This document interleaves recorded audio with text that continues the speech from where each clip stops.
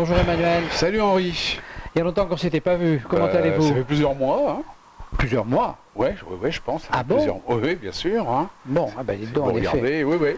Alors, ça va donc, pas trop mal, mais... Depuis, rien ne s'arrange, bien sûr. Rien ne s'arrange. Ouais. Alors, la dernière en date, c'est quand même la surprise. Donc, je raconte et après... Oui, allez-y. Donc, Emmanuel a des procès, évidemment, comme moi, comme nous tous, avec les services fiscaux. Des procès qui sont évidemment profondément malhonnêtes. Mais vous savez que ce gouvernement tout à fait exceptionnel imagine qu'on peut maintenant demander aux tribunaux que l'affaire qui est en instance fasse l'objet d'une tentative de résolution amiable. Donc c'est le président... De médiation. De médiation, oui. Ouais. Donc le président du tribunal, le juge, on demande au juge, dans nos conclusions, à ce qu'il propose à l'adversaire, d'engager une médiation. Alors si l'adversaire est d'accord, la procédure s'arrête, la médiation s'engage, cette médiation est libre, soit elle aboutit, soit elle n'aboutit pas. Si elle n'aboutit pas, tout ce qui a été dit et fait pendant la médiation est complètement écarté des débats et la procédure recommence. Et pendant ce temps, les délais de prescription, évidemment, sont annihilés. Donc, vous avez eu Donc, j'ai deux procédures qui sont devant deux juridictions différentes, une sur Nîmes, une sur Paris. Donc, celle sur Nîmes, c'est vraiment pas grand-chose, ça se joue sur 1500 € qu'ils essayent de m'estorquer. Oui, alors on peut parler quand même un tout petit peu de celle-là, parce que ça c'est assez intéressant, c'est-à-dire que ce sont des factures d'un immeuble qui est un immeuble locatif, et ces factures, l'intitulé est un petit peu erroné. C'est uniquement l'intitulé qui est erroné, donc la facture n'est pas discutée, le fisc ne discute pas le montant de la facture, le fisc dit oui mais comme l'intitulé de la facture est erroné, eh bien nous on ne la prend pas.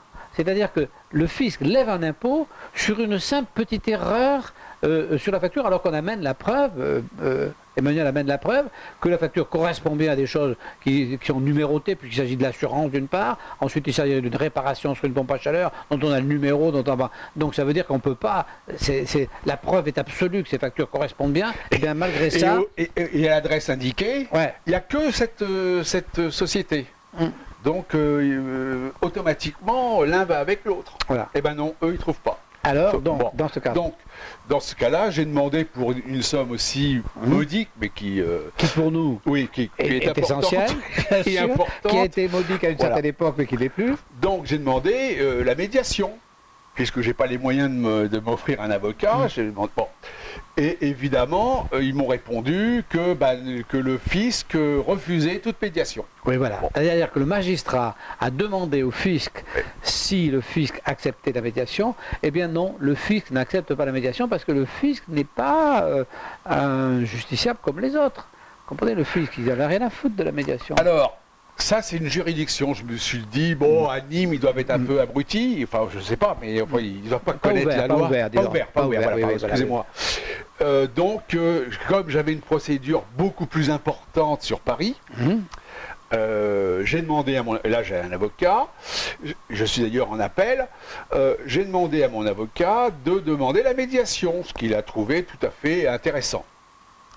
Eh bien, il a reçu du tribunal de commerce, pas de commerce, du tribunal de grande instance administratif, enfin la cour d'appel, il a reçu une fin de non-recevoir. À nouveau, le fisc ne voulait pas de cette médiation. Donc, ce qui veut dire qu'à 700 km de différence, eh bien, c'est la même politique.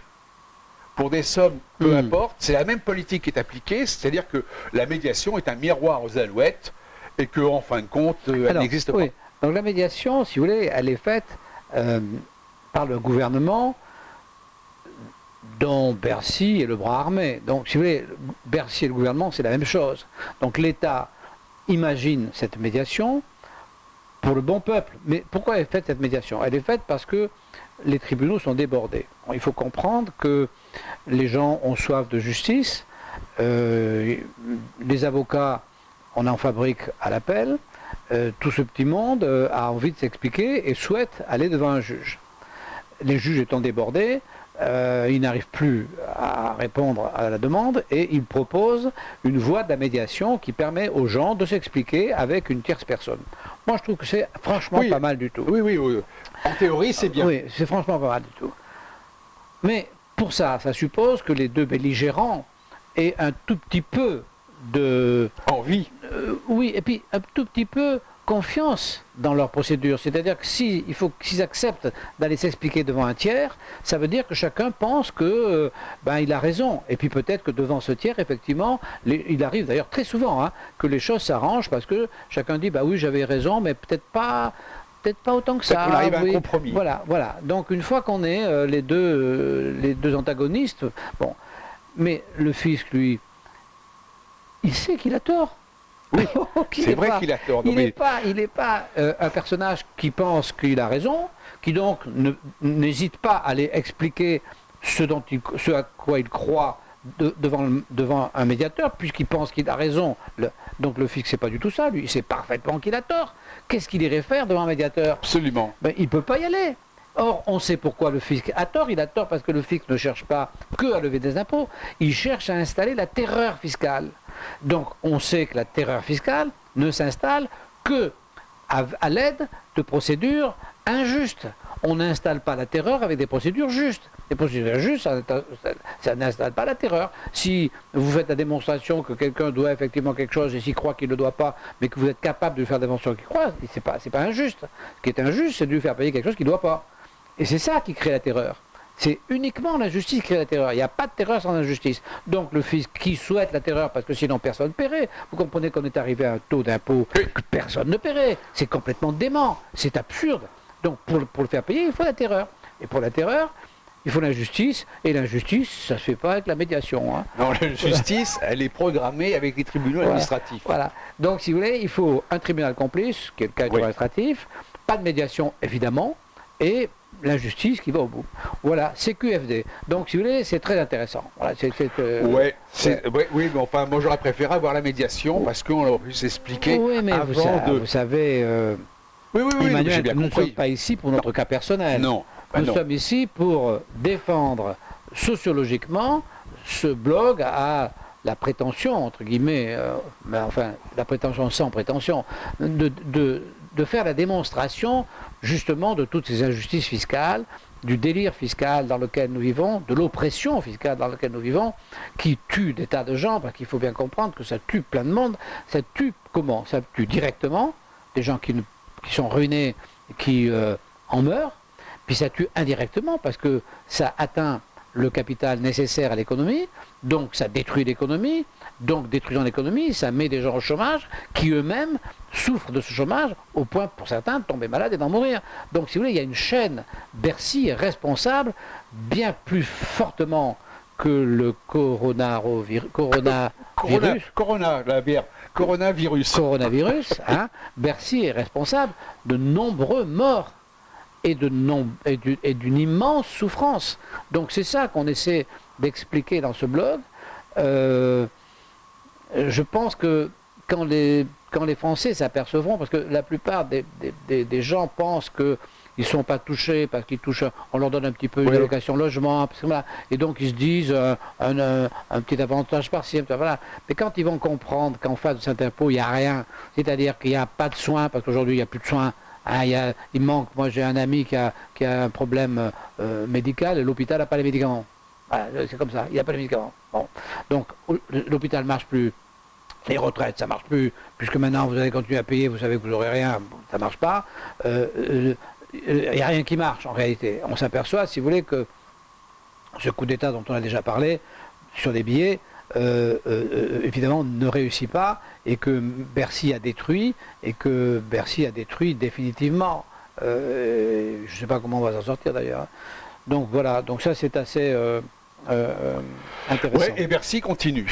Bon. Et Bercy continue, il y a tellement de richesses qu'avant que Bercy ait tout ruiné, il va se passer un peu de temps. Sauf s'il y a une intervention extérieure, ça on verra bien. Pour l'instant, ce n'est pas le cas. Voilà. Alors, vous avez des livres? Oui, j'ai des livres. J'ai 2 livres. J'ai amené 2 livres. Bien. 2 livres. Alors, j'ai amené 2 livres. Pourquoi j'ai amené 2 livres? Parce que ces 2 livres, ils sont vraiment l'un aux antipodes de l'autre. Moi, vous savez, j'aime tout lire. J'aime tout lire à condition que ça me plaise. Il y a des livres qui me tombent des mains. Ceux-là, je les lis pas. J'arrête. Hein. Mais quand ça me plaît, je vais au bout, quel que soit le sujet. Alors là, j'en ai amené 2 qui sont des sujets complètement différents. Le premier, ça s'appelle Complètement cramé. Alors, l'auteur est Gilles Le Gardinier, qui est assez connu. Alors, c'est, si vous voulez, ce qu'on appelle un roman à l'eau de rose. C'est-à-dire que ça se passe bien. Ça se passe bien, les émotions sont nobles, les gens sont nobles, ils se heurtent à des difficultés de la vie, ils les règlent noblement, et c'est magnifique, ça finit bien. À la fin, ils n'ont pas beaucoup d'enfants parce qu'ils sont un peu âgés, mais ça finit très bien. Bon. Donc ça, vous passez un moment très agréable, ça se passe bien, c'est sympa. Et puis il y a celui-là, Malaparte, dont je vous ai déjà parlé sur un billet. Alors celui-là, là par contre, c'est pas du tout à l'eau de rose. Là, c'est l'eau du bain, là. Hein. On part avec. Hein. Là, c'est terrible. Et là, ça s'appelle la technique du coup d'État. Et la technique du coup d'État, ça permet de prendre conscience, je l'ai écrit sur un billet, ça permet de prendre conscience que nous sommes, effectivement, nous vivons le résultat d'un coup d'État, c'est-à-dire la prise des technocrates, la prise de l'État par la technocratie. C'est un véritable coup d'État. Et aujourd'hui, nous sommes en plein dedans. Et nous avions à un moment les élus qui étaient un petit peu un rempart face à l'administration. Aujourd'hui, ces élus ont été absorbés. Dans les communes, les maires dont M. Macron dit tant de bien, ne sont plus qu'une façade. Dans les communes, c'est le directeur des services techniques, ce sont les directeurs des services qui commandent, ce ne sont plus les maires. Vous savez, j'ai une affaire, là, je travaille sur un dossier où les élus vont voter ce soir dans un conseil municipal quelque chose qui est complètement invraisemblable, qui est un déni de droit. Quelques conseillers municipaux interrogés ne comprennent pas ce qu'ils vont voter. Ils ne savent absolument pas ce qu'ils vont voter. Ils ne savent pas. Ils votent, ils ne savent pas. Donc, si vous voulez, voilà. Donc, on est dans un État qui a été pris en main, où des points forts ont été pris en main, et c'est pas dans la rue que ça se passe, c'est pas sur Internet que ça se passe, et je pense qu'on ne pourra pas remettre une vraie démocratie, parce qu'il faudrait retrouver la liberté, et la liberté quand c'est perdu, ça ne se retrouve pas comme ça. La liberté, on est bien d'accord, Emmanuel, vous êtes un homme qui a essayé d'être libre toute sa vie. Oui, mais eh ben, il a fallu payer le prix. Ça finit mal. De toute façon, ça finit mal. Ça finit mal. On finit de toute manière, on perd sa liberté, ne serait-ce que quand on perd la vie. J'ai été rattrapé par la coercition. Ben oui. Voilà. Bien, ben écoutez, je suis content de l'avoir revu. Ben, il faudrait revenir aussi, plus souvent quand même, mais c'est loin. Oui, ben, hein. J'attendrai mes prochains procès. Bien, et ben nous vous disons à bientôt, au revoir, et à puis bientôt. voilà.